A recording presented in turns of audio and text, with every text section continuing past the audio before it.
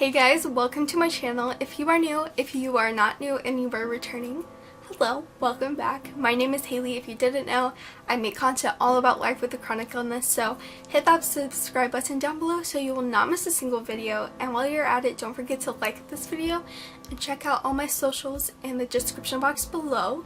But today's video is going to be a second installment in my chronic illness talks series. I started this series about a month or so ago, maybe a little bit longer, and my goal with it is to talk about chronic illness related topics in under 10 minutes. I think this video might go a little over that, but I'll try not to make it too long.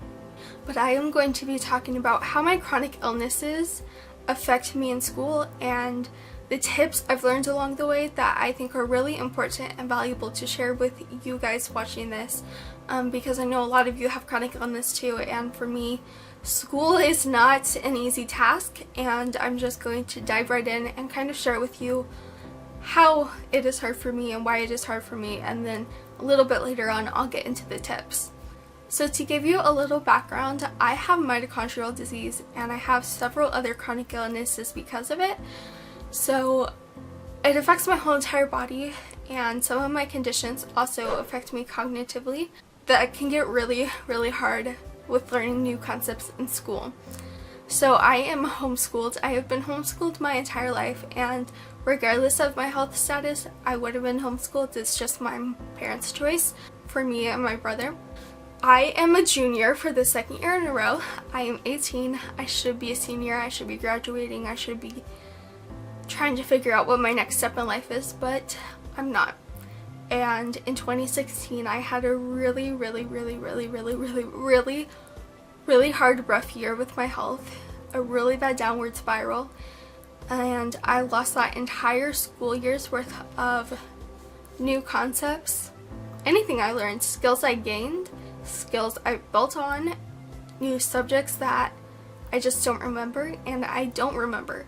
So even though I am at my age, in school I'm not at my age, if that makes any sense. I don't know. I hope I didn't word that wrong. I hope you know what I mean. But yeah, I'm a year behind in school and it's not easy, but I've learned to just move forward with life, and I have days where I have a really hard time grappling with that, with not graduating with some of my friends who I thought I was going to graduate with. And then there are other days where I just keep going. So there's good days and there's bad days. So something I struggle with a lot, that I've actually struggled with since I was 11, is short-term memory loss. And over the years and over the health flare-ups, it has gotten a little bit worse. And when I am in a flare-up, that's kind of like the worst state it can be in.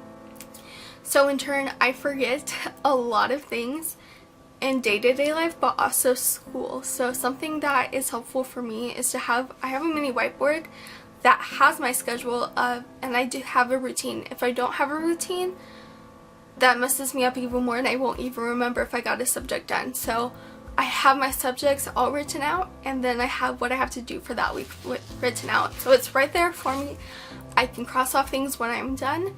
And that is something that has helped me, because if I don't have that, if I don't write myself notes, I will forget when a paper is due. I will forget that I had to read a book. I will forget I had to read a science chapter. As you can tell, it can get very frustrating. So that is something I have learned along the way, that it is possible to do school with short-term memory loss. You just have to try to help yourself out as much as possible. So there are times with school that I choose to take a breather, and I choose to calm myself down and stop getting frustrated if my brain is not comprehending, because I have a really hard time in certain subjects comprehending new concepts and understanding what I'm reading school-wise. In a normal book, I can understand fine, like I love reading, that's my jam, but when it comes to something like math or something like Latin, sometimes something with science, it's really hard for me sometimes to understand the concepts, and I have to have people re-explain it to me, and I have to reread what I just read to hopefully understand, and then sometimes I have to Google it to understand it, and then I ask my mom to help me understand it, and then it's kind of like this whole circle. But you know, there are some things that I just understand that I will never comprehend like certain aspects in math, and I just go on with my day because stress is such a huge factor for a lot of people. I know this for their chronic illness. It is a huge trigger for me.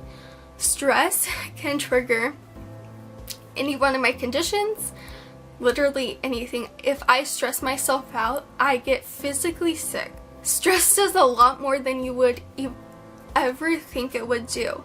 So stress for me is a very dangerous, and my doctors have told me that you have to be the least stressed as you can possibly be, and obviously with school that's really hard. So something I have learned along the way is that there comes a point in your life with school that your health is more important than completing an art essay that is stressing you out. I have learned that some things I have to take my own time on, and sometimes I have to work on the weekends, and sometimes it's just not worth my health declining just to get a paper that's done. And that's not to say I like to give up easily, and that's not to say that I don't care, because I do, and I think putting effort into your schoolwork is so important. But when you deal with a lot of health issues and stress is a huge trigger, sometimes you just need to take a step back and realize, is this worth stressing over for my health? Is this something I will really be affected by in the long run? Because no, because one bad paper isn't going to determine your whole year's worth of grades. But it's just, that's something I want to convey to you watching this, is that there are some times that it is okay to take a step back, and it is okay to realize that sometimes there's going to be that one paper during the whole entire semester that you just had this hard time with, and I think that's okay. And it's okay to put all your effort into it, but at the same time it's really important you don't stress all your effort into it. So that is one of my biggest tips, is stress is a huge trigger. It is a huge factor. So if there's something that really stresses you out, take a step back, take a deep breath, ask for help, or sometimes you just need to complete the task, and even if it's not your best paper, it's completed and you did what you could under the circumstance. And now these two next tips are more, well, they're homeschool related, they're also private school related and public school related. If you have a chronic illness, it is okay to not be in extracurriculars and push yourself way too hard academically. Your physical health is so important to you, as well as your mental health. And for me, I'm not in any extracurriculars because physically and mentally I can't handle that, because I don't know what my day is going to be like. Am I going to be in pain? Am I going to be nauseous? Am I going to have a migraine? I don't know. And honestly, I don't feel like I'm missing out that much not taking extracurriculars. And I also don't feel like I'm missing out on too much by not pushing myself the absolute hardest I can do academically, if that makes sense. Like I put all my effort in, but at the end of the day, I feel like if you have a chronic illness, you understand what I'm trying to say, is that school is important, but at the same time, compared to your health, school is not the most important thing in your life. It is very important to get good grades and to put effort into your work and to try your best to get into the great colleges with your grades and with your work. But it is okay to not push yourself super hard academically like some of your friends can. And nothing against them, that's awesome for them, but for me, I can't do that. That's just not, that doesn't work with my brain, it doesn't work with my mind, and it doesn't work with my body. The same thing with extracurriculars. It is okay. It is okay. What I do in place of extracurriculars are my hobbies, like this, YouTube. I love filming and editing videos. Technically, that I guess could be considered an extracurricular. I love photography, and when I'm up to it, I like taking pictures, and I like reading. So even though it's not the typical basketball or soccer or volleyball, you still can have a great time with your hobbies. You just adjust it to what you can do. And this last tip goes for anyone in any type of school situation, and it is open communication with your teachers and your peers. Teachers, I feel like, have the right to know that you have a health condition, whether you are homeschooled and go to a homeschool co-op, whether you are at a charter school, a public school, private school, whether you are in college. I think it is so important to at least openly communicate with your doctors and just say, hey, I have a health condition. You don't even have to give specifics, but there's a possibility. There's a possibility I can pass out, and in the middle of the class I will need to take a dose of meds every day. And just having that open communication with them, I think, is so incredibly important. And by open communication with your peers, I mean your class around you, and I don't mean sharing your personal health struggles. I don't mean that in the slightest. I just mean in the sense, if you have a health condition that can possibly occur in class and you have to leave early, just communicate. Say, hey, I have a health condition, I need to take a dose of meds in the middle of the class, and leave it at that.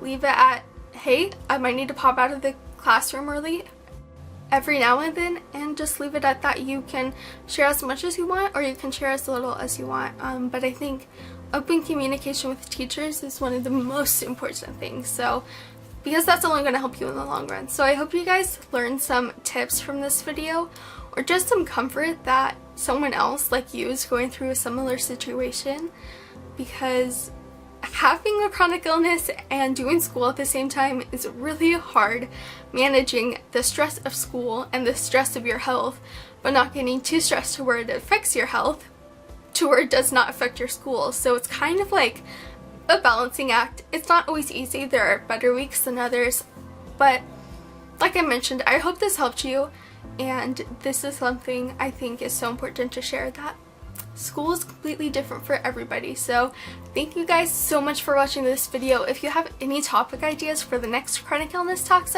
episode video, comment them down in the comment section down below. And thank you guys so much for watching this video. Don't forget to subscribe, don't forget to like this video, don't forget to share it, and don't forget to check out my podcast in the description box below, and I will see you all next time.